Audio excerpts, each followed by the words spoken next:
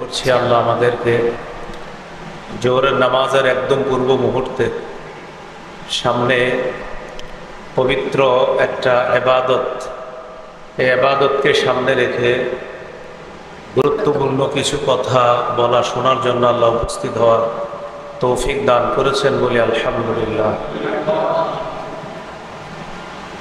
সূরা জারিয়াতের 56 নম্বর আয়াতে আল্লাহ বলেন, ওয়ামা খলাকতুল জিন্না ওয়াল ইনসা ইল্লা লিয়াবুদুন, মানুষ এবং জিনকে সৃষ্টি করেছি ইবাদত করার জন্য।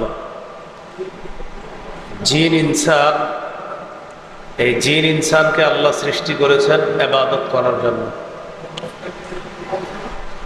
ইবাদতের একটা অর্থ হলো দাসত্ব, গোলামি।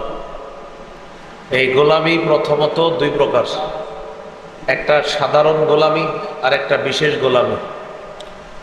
সাধারণ গোলামিতে আসমান জমিনের সব মাখলুক শামিল, আর বিশেষ গোলামিতে শুধু ইমানদাররা শামিল।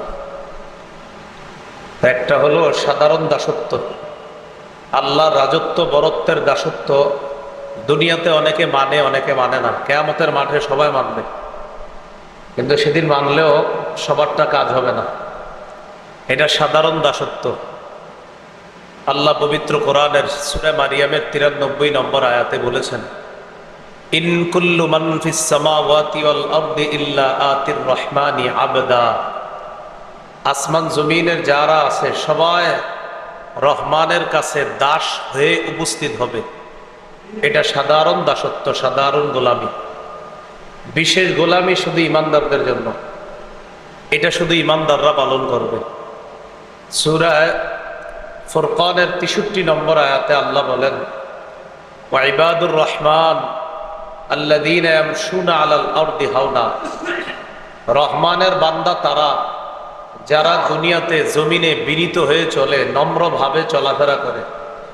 দুনিয়াতে নম্রভাবে কিন্তু সবাই চলে না, আল্লাহর বিশেষ বান্দারাই চলে। তাহলে বিশেষ ইবাদত বিশেষ বান্দারা করবে, সাধারণ দাসত্ব সবাই, আর বিশেষ গোলামিটা আল্লাহর বিশেষ বান্দারা করে। তাহলে কি শিখলাম?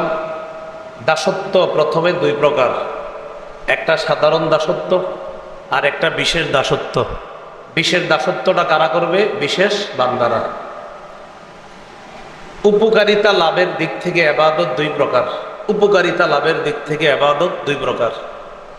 একটা হলো নিজে উপকার লাভ করবেন, আরেকটা অন্যের মাধ্যমে উপকার লাভ করবেন। একটু পরে জোহরের নামাজ পড়বেন, এটা নিজে ইবাদত করছেন, সওয়াব পেয়ে যাবেন। আর কিছু ইবাদত আছে অন্যের সাহায্যে সওয়াব পাবেন, যেমন যাকাত দেওয়া, এটা আরেকজন লাগবে, আরেক অসহায়কে আপনি যাকাত দিবেন, তাহলে সওয়াব হবে। মিসকিন অসহায়দেরকে চুপি চুপি সাহায্য করবেন, সওয়াব হবে। সহিহ বুখারীর বর্ণনা 5353 নম্বর হাদিস। এই হাদিসে আছে রাসূলুল্লাহ সাল্লাল্লাহু আলাইহি সাল্লাম বলেন, আস-সাঈ আলাল আরমিলা ওয়াল মিসকিন কাল মুজাহিদি ফি সাবিলিল্লাহ। যে ব্যক্তি বিধবাদের খোঁজ খবর নেয় আর মিসকিনদের খোঁজ খবর নেয়, তাদেরকে সহযোগিতা করার চেষ্টা চালায়, ওই ব্যক্তি কেমন যেন আল্লাহর রাস্তায় জিহাদকারী যে সওয়াব পাবে, সেও সেই সওয়াব পাবে। তাহলে কি শিখলাম? অন্যের সাহায্য সহযোগিতা করলাম, সওয়াব আমি পাবো। তাহলে কিছু ইবাদত নিজে কইরা সওয়াব পাবো, আর কিছু ইবাদত অন্যের সাহায্যে কইরা সওয়াব পাইতে হবে। তো এটাই বললাম, উপকারিতা লাভের ক্ষেত্রে ইবাদত দুই প্রকার, একটা নিজে ইবাদত করে উপকার পাবেন, আর একটা অন্যের সাহায্যে। তাহলে চারটা শিখলাম মোট।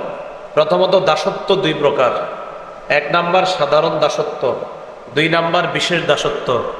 এরপরে শিখলাম উপকারিতা লাভের দিক থেকে ইবাদত দুই প্রকার, এক নাম্বার নিজে ইবাদত করে উপকার লাভ করবেন, দুই নম্বর অন্যের সাহায্যে ইবাদত করে উপকার লাভ করবেন।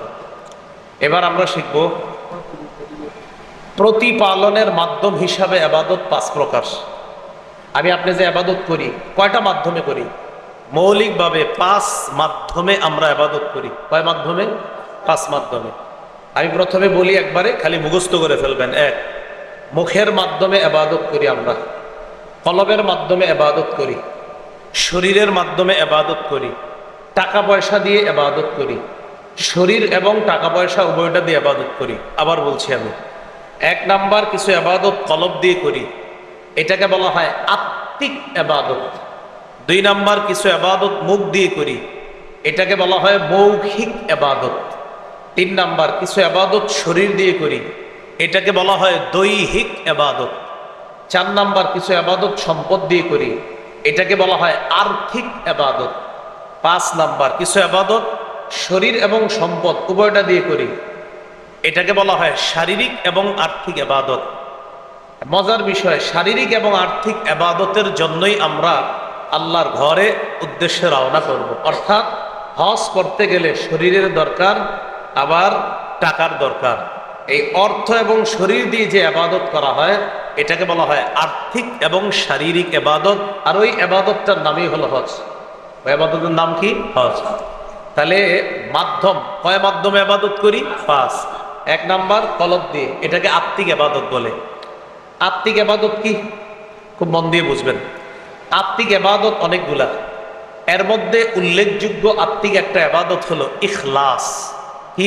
ইখলাস। ইখলাস মানে এই যে হজে যাবেন, যাওয়ার আগে নিয়তটা এখনো শুদ্ধ না হইলে আজকে শুদ্ধ করে নেন পরিপূর্ণভাবে, অন্তর ইখলাস। মনে রাখবেন হজ, এই হজের গুণ যদি 2টা হয় তো আপনার হজ কবুল হয়ে যাবে ইনশাল্লাহ। কয়টা গুণ বলেন? ইখলাস, ইত্তিবা। বলেন হজ আল্লাহর জন্য করা, নবীর পদ্ধতিতে করা। আল্লাহর জন্য হজ করলে বলেন এটা বিশুদ্ধ হজ হবে, এটা খাঁটি হজ হবে। তাহলে আল্লাহর জন্য হজ করলে এটা কি হজ হবে? খাঁটি। এবার বলেন নবীর তরিকায় করলে বিশুদ্ধ হজ হবে। তাহলে আল্লাহর জন্য করলে খাঁটি হজ, নবীর পদ্ধতিতে করলে বিশুদ্ধ হজ। আর আপনার হজ যদি খাঁটি এবং বিশুদ্ধ হয় নিশ্চিত আল্লাহ কবুল করবে। এজন্য 2টার একটা হলে হবে না, কিন্তু 2টাই লাগবে। 1 ইখলাসের সাথে, ইখলাসের সাথে যদি করেন হজ, এই হজের নাম হবে খাঁটি হজ। আর নবীর পদ্ধতিতে করলে এটার নাম হবে বিশুদ্ধ হজ। তাহলে খাঁটি এবং বিশুদ্ধ হজ যদি করতে পারেন ইনশাল্লাহ আশাবাদী ওই হজ আল্লাহ কবুল করবেন। তাহলে আত্মিক ইবাদতের মধ্যে একটা হলো ইখলাস। ইখলাস মানে অন্তর ইখলাসের সাথে আমলটা করা। আত্মিক ইবাদতের মধ্যে আরেকটা হলো বিশুদ্ধ নিয়ত। সহিহ বুখারীর শুরু হাদিস, রাসূলুল্লাহ সাল্লাল্লাহু আলাইহি সাল্লাম বলেন, ইন্নামাল আমালু বিন্নিয়াত, আমলের প্রতিদান দেওয়া হবে নিয়তের সাথে। এই জন্য হজের আগে প্রধান একটা কাজ হলো নিয়ত বিশুদ্ধ করা। হজের একটা অর্থ হলো ইচ্ছা করা, হজের একটা অর্থ ইচ্ছা করা, নিয়ত করা। এই নিয়তটা বিশুদ্ধ হতে হবে। নাসাই শরীফের বর্ণনা 3140 নম্বর হাদিস। এই হাদিসে আসছে রাসূলুল্লাহ সাল্লাল্লাহু আলাইহি সাল্লাম বলেন, ইন্নাল্লাহা লা ইয়াকবালু মিনাল আমাল ইল্লা মা কানা লাহু খালিসা ওয়া বুতুগিয়া বিহি ওয়াজহু। আল্লাহ ততক্ষণ কোনো আমল কবুল করেন না যতক্ষণ আমলটা আল্লাহর জন্য না হবে এবং আল্লাহকে খুশি করার জন্য না হবে। আল্লাহ ততক্ষণ আমল কবুল করবেন না যতক্ষণ আমলটা আল্লাহর জন্য না হবে এবং আল্লাহকে খুশি করার জন্য না হবে। তাহলে আমল হতেও হবে আল্লাহর জন্য, আবার আল্লাহকে খুশি করার নিয়ত থাকতে হবে, তাহলে আল্লাহ আমল কবুল করবে। এই নিয়ত রাখা। আল্লাহ আমাদেরকে এমন পরিশুদ্ধ নিয়তের সাথে হজে যাওয়ার তৌফিক দান করেন। তাহলে হজের আগে নিয়তটা বিশুদ্ধ করে নেওয়া মনে থাকবে তো ইনশাআল্লাহ। বলেন তো কয় মাধ্যমে ইবাদত করি? 5। 1 নাম্বার অন্তর দিয়ে, তো অন্তরের একটা ইবাদত ইখলাস, অন্তরের আরেকটা ইবাদত বিশুদ্ধ নিয়ত। অন্তরের আরেকটা ইবাদত ফিকির করা। ফিকির এই বসে রয়েছে, ফিকির করি, ভালো কিছু ফিকির করতেছে, এটা অন্তরের ইবাদত। যেমন আসমান দিকে তাকাইলেন, তাকায় চিন্তা করলেন খুঁটি ছাড়া এই আসমান কে বানাইলেন? যিনি বানাইলেন তিনিই তো শ্রেষ্ঠ, চিন্তা করলেন। আপনি খুঁটি ছাড়া আসমানের দিকে তাকাইলেন, তাকায় চিন্তা করলেন আসমানটা ছাদ আমাদের জন্য কে বানাইলো? তো আল্লাহ কোরআনে জবাব দিয়ে দিচ্ছে, যে আল্লাহ সামা সাকফাম মাহফুজা, আমি আসমানকে সুরক্ষিত ছাদ বানিয়েছি। আপনি চিন্তা করলেন আসমানের একটা খুঁটিও নাই, খুঁটি ছাড়া একটা ছাদ আমরা দিতে পারি না, এত বড় বিশাল ছাদ খুঁটি ছাড়া, এটা কিভাবে সম্ভব? এই হলো ফিকির। সূরা আলী ইমরানের 191 নম্বর আয়াতে আল্লাহ বলেন, আল্লাযীনা ইয়াযকুরুনাল্লাহা কিয়ামা ওয়া কুউদা ওয়া আলা জুনুবিহিম ওয়া ইয়াতাফাক্কারুনা ফি খালকিস সামাওয়াতি ওয়াল আরদ রব্বানা মা খালাকতা হাযা বাতিলা। যারা দাঁড়িয়ে জিকির করে, বসে জিকির করে, শুয়ে জিকির করে, যারা আসমান জমিনের সৃষ্টি নিয়ে চিন্তা করে আসমান ছাদ বানাইলো কে? আল্লাহ। জমিন নিয়ে চিন্তা করে এত বড় বিছানা কে বানাইলো? তা আল্লাহ পাক রব্বুল আলামিন বলেন যে তোমাদের জন্য এই আসমানকে ছাদ বানিয়েছেন আল্লাহ, ওয়াল আরদ ফিরাশা, আর জমিনকে বিছানা বানিয়েছেন আল্লাহ। ফিকির কইরা আল্লাহর পরিচয় আপনি পেয়ে যাবেন। এটা অন্তরের ইবাদত। তাহলে ইখলাস অন্তরের ইবাদত, নিয়ত অন্তরের ইবাদত, ফিকির করা অন্তরের ইবাদত। এরপরে আসেন অন্তরের আরেকটা ইবাদত, একটু আমার সাথে পড়েন, লা ইলাহা ইল্লাল্লাহ। পড়েন তো। এটা তো মুখে বললেন, এই মুখে বললেন ঠিক আছে, এটা অন্তরে ফিট করা, এটা অন্তরের ইবাদত। যে আসলে অন্তর দিয়ে আপনি লা ইলাহা ইল্লাল্লাহ বিশ্বাস করেন কিনা, এটা অন্তরের ইবাদত। যে লা ইলাহা ইল্লাল্লাহ আমি দিল থেকে মেনে নিচ্ছি কিনা, এটা হলো অন্তরের ইবাদত। তাহলে আরেকটা পেয়ে গেলাম অন্তরের ইবাদত। 5 নাম্বার আরেকটা ইবাদত, তাওয়াক্কুল, ভরসা করা। কি করা? ভরসা। ভরসা কাকে বলে? যেমন আপনি হজের টাকা জমাইলেন, জমানোর পর চিন্তা করলেন আল্লাহ ভরসা, হজে আল্লাহ নিয়ে যাবো আমারে। টাকা পয়সা জমাইলেন, জমানোর পর এরপরে বললেন আল্লাহ ভরসা, ইনশাল্লাহ নিয়ত করছি আল্লাহ হজে নিব। কিন্তু আপনি চিন্তা করলেন আপনি টাকা পয়সা জমাইবেন না, নিয়ত করছেন আমি ঘরে বসে থাকবো, বাস বসে বসে নিয়ত করলেন হজে আমি যাব। তো কেমনে যাবেন? টাকা পয়সা কই? আল্লাহ দিবে। তো ঠিক আছে আল্লাহ দিবে। চাকরি বাকরি করেন? হয় না, চাকরি বাকরি না করলে আল্লাহ দিবে, এরকম বললেন। সাহাবায়ে কেরাম নবীজির বললেন হুজুর একটা ঘোড়া যদি পাহাড়ের উপরে ছেড়ে দিই, ছেড়ে দেওয়ার পর আল্লাহর উপর ভরসা করি যে আল্লাহ ঘোড়া ছেড়ে দিছি তো কি হয়েছে, আল্লাহ রক্ষা করবে। নবীজি কয় না, এটার নাম তাওয়াক্কুল না, এটার নাম ভরসা না। তুমি ঘোড়া বাঁধবা, বাঁধার পর সব সেফটি অবলম্বন করবা, করার পর বলবা আল্লাহর উপর ভরসা, এটাকে বলে তাওয়াক্কুল। তুমি ঘরের দরজা খুইলা বললা আমার ঘরে চোর ডাকাত কিছু আসবে না, আল্লাহ ভরসা। নবী কয় না, এটার নাম ভরসা না। তুমি দরজা লাগাইবা, আয়াতুল কুরসি পড়বা, এরপর বলবা আল্লাহ ভরসা, কিছু হবে না, এটার নাম তাওয়াক্কুল, এটার নাম ভরসা। তাহলে আমরা অনেক সময় তাওয়াক্কুলের ভুল অর্থ বুঝি। তাওয়াক্কুল মানে কি? মানে হলো ঘরের দরজা বন্ধ করে আমি বসে থাকবো, চাকরি বাকরি কিচ্ছু করবো না, আর কি মাস শেষে আমার পকেটে শুধু টাকা আসবে, আর মাস শেষে চেক করবো টাকা আসছে কিনা পকেটে। কেন? আল্লাহর উপরে তাওয়াক্কুল করেছি। নবীজি কয় না, এটার নাম তো তাওয়াক্কুল না। তাওয়াক্কুল তুমি তো চেষ্টা করবা, হ্যাঁ ওই চেষ্টার ফলাফল আল্লাহ দিবে, এটা তাওয়াক্কুল। তাহলে তাওয়াক্কুল অন্তরের ইবাদত। 5টা অন্তরের ইবাদত বললাম। ইখলাস, বিশুদ্ধ নিয়ত, এটা অন্তরের ইবাদত। আরেকটা জানলাম ফিকির করা, আরেকটা জানলাম লা ইলাহা ইল্লাল্লাহ শুধু মুখে স্বীকার করলেই হবে না, অন্তরে ফিট করা। 5 নাম্বার তাওয়াক্কুল করা। বলেন তো কয় মাধ্যমে ইবাদত করি? 1 নাম্বার অন্তর দিয়ে, এটাকে বলা হয় আত্মিক ইবাদত। 2 মুখ দিয়ে আমরা ইবাদত করি, এটাকে বলা হয় মৌখিক ইবাদত। মৌখিক ইবাদত কি? যেমন এই যে আপনারা আমরা একটু আগে বললাম লা ইলাহা ইল্লাল্লাহ, জিকির করা মৌখিক ইবাদত। জিকির করা মৌখিক ইবাদত। সহিহ বুখারীর 25 নম্বর হাদিস, আব্দুল্লাহ ইবনে ওমর রাদিয়াল্লাহু তাআলা আনহুমার বর্ণনা, তিনি বলেন উমিরতু আন উকাতিলান নাস হাত্তা ইয়াশহাদু আল্লা ইলাহা ইল্লাল্লাহ ওয়া আন্না মুহাম্মাদার রাসূলুল্লাহ। আব্দুল্লাহ ইবনে ওমর বলেন আমাকে আদেশ করা হয়েছে ততক্ষণ পর্যন্ত যেন আমি লড়াই করি যতক্ষণ মানুষ এই সাক্ষী না দিবে যে আল্লাহ ছাড়া কোনো ইলাহ নাই। এই সাক্ষ্য না দেওয়া পর্যন্ত আমাকে লড়াই করার জন্য আদেশ করা হয়েছে। এই যে লা ইলাহা ইল্লাল্লাহ মুখে বলা, এটা মুখের ইবাদত। বুখারীর 26 নম্বর হাদিস, নবীকে প্রশ্ন করা হলো কোন ইবাদত শ্রেষ্ঠ? নবীজি বললেন ঈমানুন বিল্লাহি ওয়া রাসূলি, আল্লাহ আল্লাহর রাসূলকে বিশ্বাস করা, এই মুখ দিয়ে স্বীকার করা, ঈমান আনা, এটা হলো সবচাইতে শ্রেষ্ঠ ইবাদত। তাহলে মৌখিক ইবাদতের একটা পাইলাম জিকির করা। আচ্ছা, মৌখিক ইবাদতের আরেকটা তিলাওয়াতুল কুরআন, কোরআন তেলাওয়াত করা। কি করা? কোরআন তেলাওয়াত করা। হজে যাওয়ার পর আপনারা মাত্র এই 4-5 দিন ব্যস্ত থাকবেন হজের কাছে, উমরা সহ সর্বোচ্চ 4 দিন 5 দিন, আর বাকি সময়টা কিন্তু আপনাদেরকে ইবলিস খোঁচাইবে কিভাবে হজ নষ্ট করা যায়। যে এত ইবাদত করলো এরা, এই ইবাদত নিয়ে বাংলাদেশে যাবে, ইবলিস তো টেনশনে আছে যে এত ইবাদত নিয়ে যাওয়া যাবে না, এত সওয়াব নিয়ে এদেরকে বাংলাদেশে যাইতে দেওয়া ঠিক হবে না। তো ইবলিস আপনারা খালি কি করবে? নামাজের 10-20 মিনিট আগে আপনারা খোঁচাবে, চলো একটু ওই মার্কেটে ঘুরে আসি।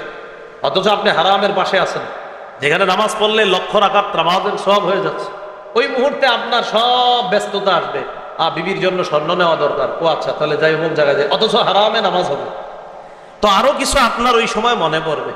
তো বলছিলাম তিলাওয়াতুল কোরআন যে যত বেশি পারেন হারামের আঙিনায় বৈশা কোরআন তেলাওয়াত করবেন। আপনি কোরআন তেলাওয়াত করতেছেন বসে বসে, একটা কোরআন নিয়ে গেলেন, ওখানে বসে বসে তেলাওয়াত করেন, এটা একটা মৌখিক ইবাদত। তিরমিজির বর্ণনা 1333 নম্বর হাদিস, আল জাহিরু বিল কোরআন কাল জাহিরি বিস সাদাকা ওয়াল মুসিররু বিল কোরআন কাল মুসিররি বিস সাদাকা। জোরে তেলাওয়াত করেন, প্রকাশ্যে সদকা করার সওয়াব। কাবার আঙিনায় আস্তে আস্তে তেলাওয়াত করেন, গোপনে সদকা করার সওয়াব। তাহলে মৌখিক ইবাদত একটা হলো কি কোরআন তেলাওয়াত করা, মৌখিক ইবাদত আর একটা দোয়া করা। দোয়া, আল্লাহ মাফ করে দেন, আল্লাহ হজে আসছি হজটা কবুল করেন, এই মুখে বলা এটা মৌখিক ইবাদত। আল্লাহ পাক রব্বুল আলামিন সূরা আরাফের 55 নম্বর আয়াতে বলেন, উদউ রাব্বাকুম তাদাররুআ ওয়া খুফিয়া, তোমরা তোমাদের রবকে ডাকো বিনীতভাবে, ওয়া খুফিয়া এবং চুপিসারে। আপনারা একটা পেরেশানিতে আছেন, যে পেরেশানিটা এখনো আপনার উদ্ধার হয় নাই, এখনো সমাধান হয় নাই, আল্লাহ কবুল করছে হজে যাইতেছেন, এই পেরেশানিটার কথা ইচ্ছা মতো আল্লাহকে বলতে থাকবেন সেখানে গিয়ে, যে আল্লাহ আমি তো এই সমস্যায় আছি গত 5 বছর। এইভাবে আপনি আস্তে আস্তে আল্লাহর কাছে দোয়া করেন। আপনি দেখবেন রাত্রে 12টা 1টার দিকে হারামের আঙিনা মোটামুটি একটু চুপচাপের মতো, মোটামুটি বেশি না, আবার ওই সময় তফ চলে, তো ওই টাইমটাতে আপনি হারামের আঙিনায় বৈশা একটু আস্তে আস্তে আল্লাহর কাছে দোয়া করেন, সমস্যা কি। অথবা সাই বাইনা সাফা ওয়াল মারওয়া, যেখানে সাফা মারওয়ার সাই করে, ওখানে দেখবেন ওই সময়টা কিছু মানুষ আশেপাশে ঘুমায় থাকে, শুয়ে থাকে, ওই সময় একটু নীরবতা কাজ করে, আপনি একটা কোনায় চুপচাপ বৈশা আল্লাহর কাছে কাঁদতে থাকেন যে আল্লাহ আমি তো এই সমস্যায় আছি। কাবার দিকে তাকায়, কাবার দিকে মুখ করে আপনি, কারণ ওখানে তো চারোদিক থেকেই কাবা, চারোদিক থেকেই কাবা, আপনি যেদিক থেকে আপনি ওদিকে ফিরে বসবেন, বাস কাবার দিকে আপনি মুখ করে বসলেন, আপনি এইভাবে একটু আল্লাহ দিয়ে কাঁদতেন। সর্বশেষ যদি দেখেন না মানুষের কোলাহল খুব বেশি, ছাদে চলে যান, ছাদে যাওয়ার পর ওখানে আপনি গিয়ে বসেন, ছাদে গিয়ে অন্তত বসার চেষ্টা করেন। আপনাদের আমিরুল ভাই সাক্ষী, বারবার বাহিরে শেষের দিকে উপরে উঠতে দেয় না, যাইতে দেয় না, তো আরবি বইলা টইলা কোনোভাবে ভিতরে ঢুকতাম, ঢুকার পর উদ্দেশ্য হলো আঙ্গিনায় পড়তে হবে, তা না হারামের মসজিদেই পড়বো, তো মসজিদে নিচতলায় আপনার ঢুকতে দিবে না, তা আমি বলতাম না ছাদে হইলেও চলেন, ছাদে প্রচন্ড গরম, তা আমার কথা হলো গরম হোক না, আল্লাহর ঘরের উপরেই তো গরমটা হবে, চলেন যাই, সমস্যা নাই, এখানেই যাই। তো ম্যাক্সিমাম সময় দেখা যেত আপনার যে দোতলায় আপনার ঢুকতে দিতেছে না, সমস্যা নাই, চলেন 3 তলায়, ওখানে ঢুকতে দিবে না, চলেন ছাদে যাই, সমস্যা কি। বাংলাদেশে কত গরম সহ্য হইতেছে, এখানে তো মাত্র কয়েকদিন আসছি, সমস্যা নাই। আমার নবীর জামানায় তো এসিও ছিল না, ফ্যান ছিল না, এই গরমে তো আল্লাহ আমার নবী ছিলেন, আমার হাবিব এখানে ছিলেন, ইব্রাহিম নবী এখানে ছিলেন, আমার নবীর হাজার হাজার লাখ লাখ সাহাবীরা এখানে গরম সহ্য করছে, তো আমি কয়ে একটু গরম সহ্য করলে সমস্যা কি আমার। তো এইভাবে আপনি ছাদে চলে যান, যাওয়ার পরে কাবার দিকে মুখটা করে বসে বসে কাঁদতে থাকেন। তো বলছিলাম দোয়া করা এটা মৌখিক ইবাদত, তাহলে জিকির করা আপনি মৌখিক ইবাদত, দোয়া করা মৌখিক ইবাদত, তিলাওয়াতুল কোরআন, কোরআন তেলাওয়াত করা মৌখিক ইবাদত। আল্লাহ আমাদেরকে ইবাদতগুলো করার তৌফিক দান করেন। মৌখিক ইবাদত গেল। 3 নাম্বার, এটা হলো আপনার শারীরিক ইবাদত। শারীরিক ইবাদত বিষয়টা সহজ, একটু পরে নামাজ পড়বো আমরা, এটা শারীরিক ইবাদত। কাবা চত্বরে গিয়ে আপনি যত পারেন নফল নামাজ বেশি বেশি পড়বেন, আল্লাহ তৌফিক দান করেন। নফল সালাতে আপনি যদি পারেন, যেই সূরাটার সবচেয়ে বড় পারেন এই সূরাটা একটু পড়েন, আমার পরামর্শ আর কি, আমি বলছি না ওইটাই পড়তে হবে। আপনি ইয়াসিন সূরা পারেন তো ইয়াসিন সূরাটা পড়বেন, কেন? কারণ আপনি তো আর সুযোগ পাবেন না যে আমি আজকে সুযোগ পাইতেছি, আর 3 দিন আছে, আর 29 দিন আছি, আমি আর 12 দিন আছি, আর 10 দিন, আর 5 দিন, আর 3 দিন, আর 1 দিন, এইভাবে মাথায় আইনা আপনি যত পারেন যে এখানে আর তো আল্লাহ যে কবুল করছে এবার, আর যে কবে কবুল করবে, এমন হতে পারে আমি আগামী বছর হজের আগে মারা যাব, তো যত পারেন একটু নামাজ পড়েন, নফল নামাজ বেশি বেশি পড়েন। দেখেন নফল নামাজের একটা ফায়দা কি, উপকারিতা কি, মনে রাখবেন। নফল নামাজে যখন দাঁড়ান আল্লাহু আকবার, তাকবীর হয়ে গেল, সুবহানাকাল্লাহুম্মা ওয়া বিহামদিকা সানা বললেন, সুবহানা রাব্বিয়াল আযীম বললেন, সুবহানা রাব্বিয়াল আলা বললেন, আবার কোরআন তেলাওয়াত করলেন। নামাজ এমন এক ইবাদত, যেই ইবাদতের মধ্যে আপনি আল্লাহ পাক রব্বুল আলামিনের অনেকগুলা ইবাদত হয়ে যায়। নামাজের মধ্যে তেলাওয়াত হয়, নামাজের মধ্যে জিকির হয়, নামাজের মধ্যে রুকু হয়, নামাজের মধ্যে সেজদা হয়, তাহলে এটা শারীরিক ইবাদত। তাহলে আমরা আল্লাহর ঘরে যাব ইনশাআল্লাহ। আল্লাহর ঘরের আঙিনায় হয়তো এটা মুআল্লিম যারা আছে ওনারা নির্ধারণ করবে কয়দিন থাকবেন মক্কায়, কয়দিন মদিনায় থাকবেন। কথা হলো আল্লাহ রসুলের দেশে যাইতেছি, যতদিন আসি ইবাদতে কাটাবো, কি বলেন? ইনশাআল্লাহ, ইনশাআল্লাহ। তাহলে এই 3 নাম্বার শারীরিক ইবাদত। তো মৌখিক ইবাদতটাও করব বেশি, আত্মিক ইবাদতটাও করব, শারীরিক ইবাদতটাও করব। 4, আর্থিক ইবাদত, সম্পদ দিয়ে ইবাদত করা। সেখানে অনেক অসহায়রা থাকে, গরিব মিসকিনরা থাকে, তাদেরকে আপনি কিছু দান করা, আপনি সদকা করা, এটা হতে পারে আপনি দান সদকা করা, এটা আর্থিক একটা ইবাদত। দেখেন, আর্থিক ইবাদত যে শুধু দানের মাধ্যমে আপনি করবেন এমনও না, আপনি অনেক দান ছাড়াও করতে পারেন। কেমন? অনেক হাজি সাহেব আছে, কিছু টাকা পয়সা খরচ কইরা জমজমের পানি কিনেন, কিনার পর আর জমজম আপনার পানি ছাড়া ওই দেশে জমজম পানি বিক্রি করা, যদি অনেক নিয়ম নীতি আছে, অনেক কিছু আছে, যাই হোক, তো যেভাবে পারেন আপনি জমজমের পানি সংগ্রহ, এটা যদি করতে নাও পারেন, খেজুর তো কিনতে পারবেন, আপনি কিছু খেজুর কিনেন, দাঁড়ায় থাকবেন কাবার সামনে, তো হাজি সাহেবদেরকে 2টা 3টা খেজুর দিবেন, হ্যাঁ, একটা হইলে খেজুর দিবেন, মনে থাকবে তো ইনশাল্লাহ। তাহলে কিছু কিছু খেজুর নিয়ে নেবেন, আপনি উদ্দেশ্য আমি তাদেরকে মেহমানদারি করলাম। দেখেন, এখানে টাকা দিয়ে কিছু খেজুর কিনে মেহমানদারি করলেন, নিয়ত হলো যে আল্লাহ আর্থিক যে একটা ইবাদত, ওই ইবাদতের সওয়াবটা আপনার কাছে চাই, তাই আপনার নবীর দেশে আইসা এই ইবাদতটা আমি করলাম, আল্লাহ সওয়াব দিয়ে দেন।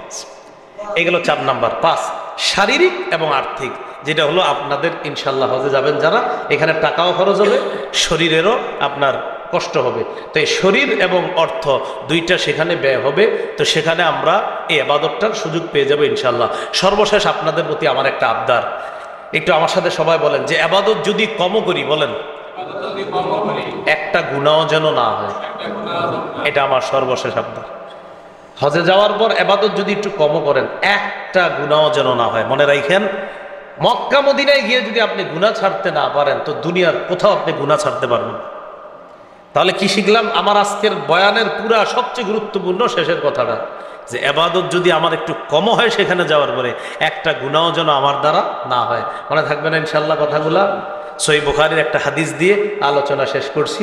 রাসূলুল্লাহ সাল্লাল্লাহু আলাইহি সাল্লাম বলেন, মান হাজ্জা লিল্লাহ ফালাম ইয়ারফুস ওয়ালাম ইয়াফসুক রাজাআ কায়াউমিন ওয়ালাদাতহু উম্মুহু। সহিহ বুখারীর 1521 নম্বর হাদিস, যে আল্লাহর জন্য হজ করলো, ফালাম ইয়ারফুস, কোনো অশ্লীল বাক্য আলাপ করলো না, ওয়ালাম ইয়াফসুক, ঝগড়াঝাটি করলো না। এই বিষয়টা কিন্তু জরুরি। হজে যাওয়ার পর দেখবেন নাস্তা আসতে একটু দেরি হবে, দুপুরে খানা আসতে একটু দেরি হবে, রাতের খানা আসতে একটু দেরি হবে। সবর, ধৈর্য, আল্লাহর হস্তে ধৈর্য। এই জন্য ধৈর্যের বিচ্যুতি সেখানে ঘটানো যাবে না। আল্লাহ তৌফিক দান করেন। তো যে ব্যক্তি অশ্লীলতা থেকে মুক্ত থাকবে, ঝগড়াঝাটি থেকে মুক্ত থাকবে, রাজাআ কায়াউমিন ওয়ালাদাতহু উম্মুহু, সে এমনভাবে দেশে আসবে যেন তার মা তাকে আজকে জন্ম দিচ্ছে। আল্লাহ আমাদের সকলকে যে কথাগুলো জানলাম বললাম, আপনাদের সকলের এই বছরে যারা হজের নিয়ত করেছেন, আল্লাহ যেন সকলকে কবুল করেন এবং সকলকে যেন হজ্জে মাবরুর নসিব করেন। ও আজকে থেকে যারা হজে যাবেন, এই আজকে থেকে দোয়া করবেন, আল্লাহ আমাকে হজ্জে মাবরুর নসিব করবেন, আল্লাহ আমাকে হজ্জে মাবরুর নসিব করবেন। হজ্জে মাবরুরের দোয়া করবেন, সাথে সাথে দোয়া করবেন এবছর যত মুসলমান হজে আসবে, আল্লাহ সবাই যেন হজ্জে মাবরুর তাদের নসিবে হয়। আপনি সবাইকে হজ্জে মাবরুর নসিব করবেন, এই দোয়াটা আমরা করব।